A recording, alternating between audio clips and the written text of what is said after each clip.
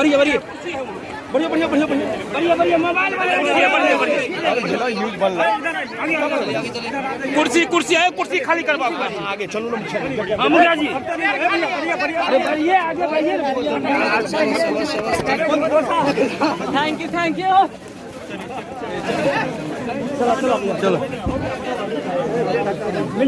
आप तो दोनों हटे ना।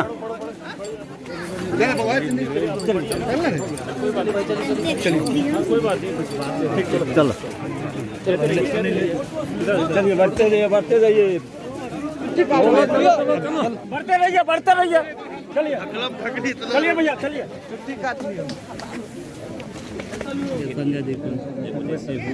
जैकेट काला पहने खाने के 10 दिन के लिए खाना का व्यवस्था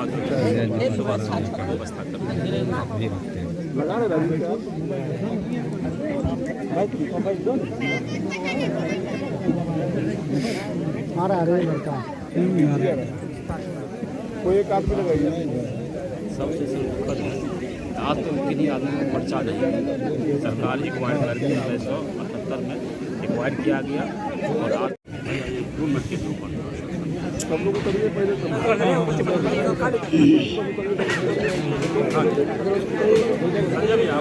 वहाँ से बयान ले लीजिए।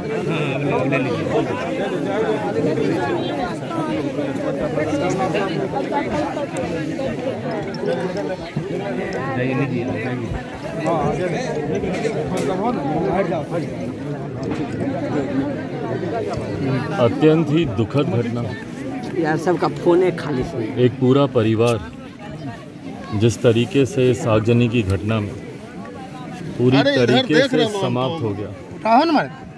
साथ ही में एक महिला अरे आप निश्चिंत रहिए जो कि गर्भ से थी नहीं कुछ होगा ना, आप निश्चिंत और 8 महीने के गर्भ से जिस तरीके से पूरा परिवार ये लोग लेता देखो माइक कैसे पकड़ रखा है यार, समाप्त हुआ है। मुझे नहीं लगता इससे ज़्यादा दुखद किसी परिवार के लिए और कोई घटना हो सकती है। आप माथा पे लग ऐसे में सिर्फ परिवार यहाँ पर ढांढस बांधने का, उनके साथ इस दुख की घड़ी में खड़े होने के हम लोग यहाँ पर आए, पर साथ ही में सरकार से ये मांग भी करते हैं। इतने समय से पासवानों की खास तौर पर बड़ी संख्या में एक बड़ी आबादी यहाँ पर रह रही है, पर अभी तक ना उन्हें पर्चा दिया गया।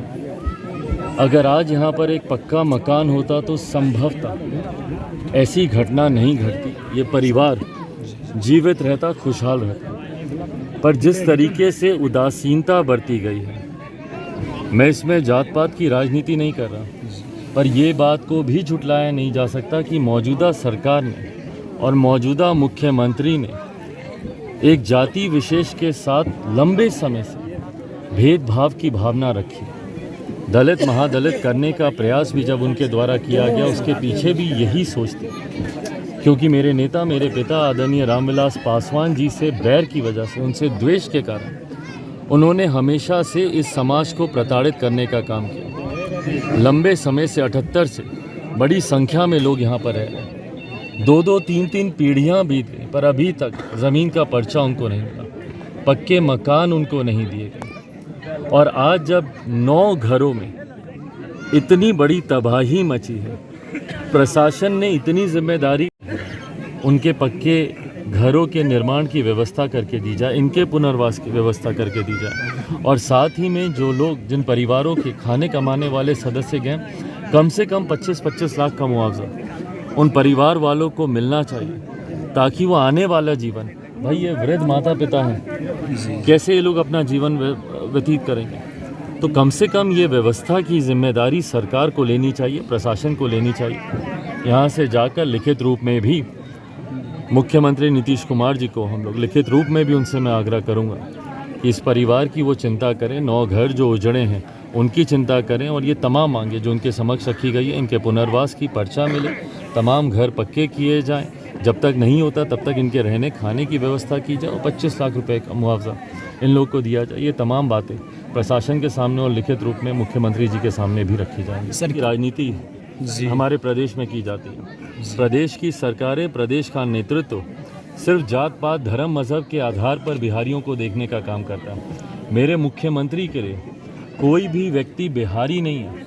मेरे मुख्यमंत्री के लिए या तो वो हिंदू है या मुसलमान है या वो ब्राह्मण है या वो कुर्मी है या वो राजपूत है या वो भूमियार है या वो दलित है, महादलित है, पिछड़ा है, अति पिछड़ा है, अगड़ा है, पिछड़ा है, वो सब है, पर वो बिहारी नहीं है।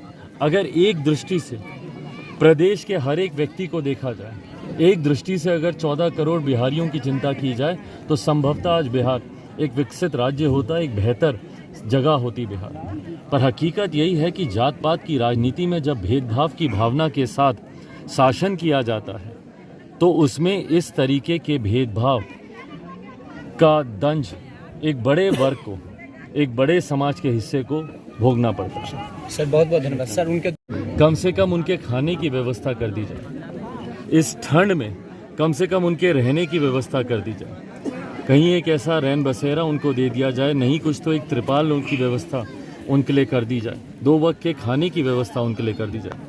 सोचिए परिवार के जो बाकी सदस्य जो बच गए हैं वो लोग कैसे इस ठंड में रहेंगे, कैसे अपने खाने की व्यवस्था करेंगे। और आज जब यहाँ पे आकर जब हम लोगों ने संपर्क साधना चाहा डीएम साहब से, एसडीओ साहब से, तो उन्होंने फ़ोन तक उठाना ज़रूरी नहीं समझा। बहरहाल उम्मीद करता हूँ व्यस्त होंगे, कहीं बातचीत ज़रूर हो जाएगी उनसे।